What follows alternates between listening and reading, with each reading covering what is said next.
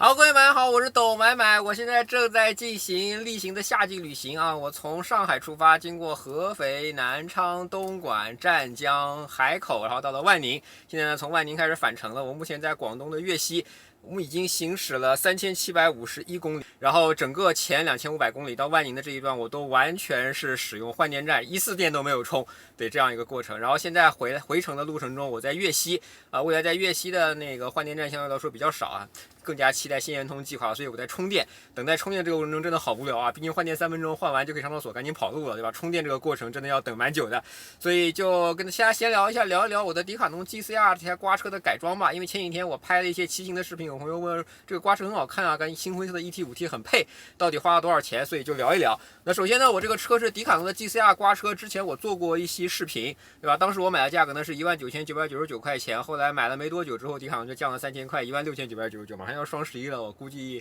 我可能血亏要不止3000块钱。然后呢，车我进行了一些大量的改装。首先最重要的改装呢，是我换了一个厦门碳的轮圈，就是原车呢是一个铝圈，1800多克重，就光2个轮圈就很重。所以呢，换成了碳纤维的轮圈之后，首先呢就是轻的话可以让你起步更加轻快，巡航时速更加快，蹬起来也更省劲儿。然后轮圈这个事情呢，如果你买一些海外的大牌，价格会非常昂贵，像一个好的刮车胎 DT Swiss 的可能要16000-7000块钱。但是呢，其实这些东西都是在中国制造的，基本上在东莞啊或者在厦门制造，所以呢我就选择了一个厦门碳。但是买这个东西呢，它没有品牌。对，一个碳纤维轮圈呢，首先就是碳布，这个碳是几层啊，对接技术怎么样，然后呢看它的花鼓如何。花鼓呢，由于 DT Swiss 的专利到期了，所以大家呢用的花鼓基本上便宜的都是 DT Swiss 的那条专利做的，甚至跟 DT 的花鼓都可以兑换一些外壳。再有呢就是辐条，所以这些东西叠加在一块，最后造成了一个轮组。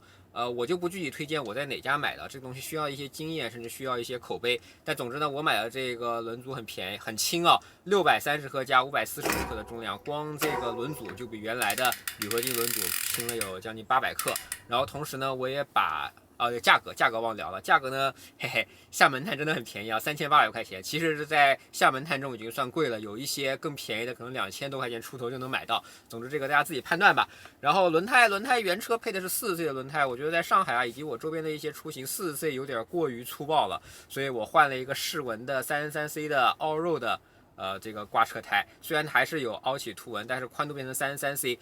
舒适度也不错，通过能力也还可以。这两个轮胎总共460，并且这个轮胎呢其实是真空胎，我已经是一个熟练的真空胎安装专家了，我已经可以徒手装真空胎了，其实真的蛮好玩的。坐管原来是铝坐管，也挺重的。然后我换了一个东莞碳的坐管，只花了200块钱。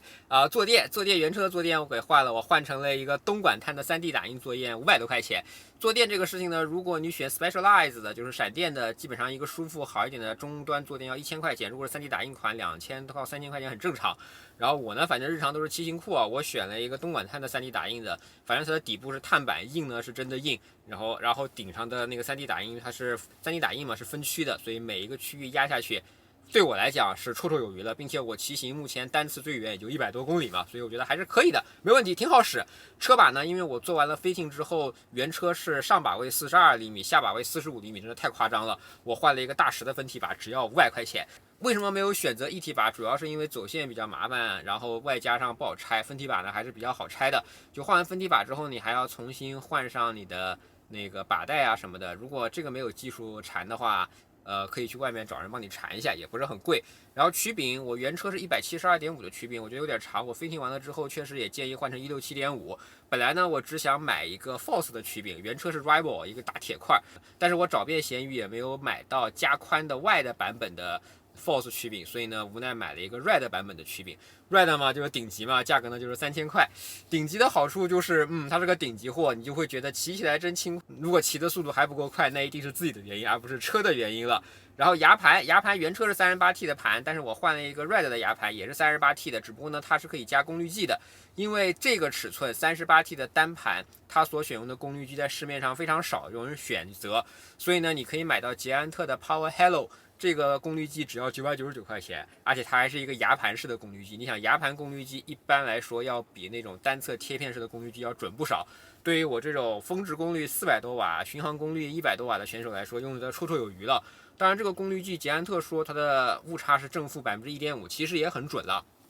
真的是蛮好的。而且107BCD 这个尺规格的牙盘买的人也很少，也好便宜啊 ，Red 版本的也才280块钱。对，所以为了装牙盘啊，装这些东西，装曲柄，我还买了一个功率扳手啊，这个还挺贵的。对，一套功率扳手加工具加在一块也要1500块钱左右了吧。然后我买了一个车前包，对，因为这是个刮车嘛，前面有一个包更加刮也确实也方便我放手机啊、放无人机的一些东西。除了自行车之外，最贵的周边是这台 ET5T，对，29.8万的起售价格，未来还是挺厉害的。当我骑过自行车之后，我发现整个骑行圈确实有大量的人特别喜欢 ET5T，主要是这个车旅行版的价格跟普通版一个样的，颠覆了整个售价，并且呢，很多人都像我这样的装了车顶架，托乐的车顶架啊，车商城有卖3289，然后自行车架1890。需要提醒一句的都是，我每一次把车立在车顶上的时候，我都是静态的去立的，因为根据我国的法规呢，你车顶上载物不能超过50公分，你放一台自行车其实是超过了的，所以我静态摆那没问题啊。动态行驶，我知道很多人都这么干，动态行驶也没有问题，托乐也是这么设计的，但是法规上这个事儿就是不对的嘛，好吧，我要跟你说清楚。那如果你想又要放在车顶，又要规避法律风险，你可以去买一个放平架，现在不是立着放嘛，那放平架是把这个车给它横过来放，对，这样就不会超过50厘米法规限制了。那关键词呢是千瓦 Pro 放平架，价格呢才1500块钱左右，所以整个这一整套吧，就算是把刮车给它介绍齐全了，连刮车的周边 ET5T 都介绍了。总之就是自行车真的是一个非常好玩的运动。我从6月份开始入坑以来，就是研究自行车呀，然后自己研究去改装啊，自己去安装啊，然后包括自己什么装轮胎什么的都很有都有动手的乐趣，而且骑起来也很棒。现在我从刚开始的骑个20-30公里都觉得有点累，现在骑个100公里也没什么问题了，顺带还健了身，真感觉挺好的。所以如果现在冬天了，自行车价格非常便宜，我看到一些高端品牌，什么崔克啊、闪电也都在打折，不像当年夏天的时候，我当时买的时候很多东西都还要加价买。如果你的地区适合骑行，真的不妨去试一试，好吗？然后至于是不是要刮车，还是要一台气动的公路车，这个就是丰田友人自己选择了，好吧？好了，以上就是本期懂买买在等着充电无聊的时候跟大家来简单的聊一聊我的这台迪卡侬的 GCR 刮车以及我做的一些改装，希望你能喜欢。如果对我视频感兴趣，不要忘记评论中订阅懂买买，买的头条、B 站、微博、YouTube 都有自己的账号。我们下期再见，拜拜。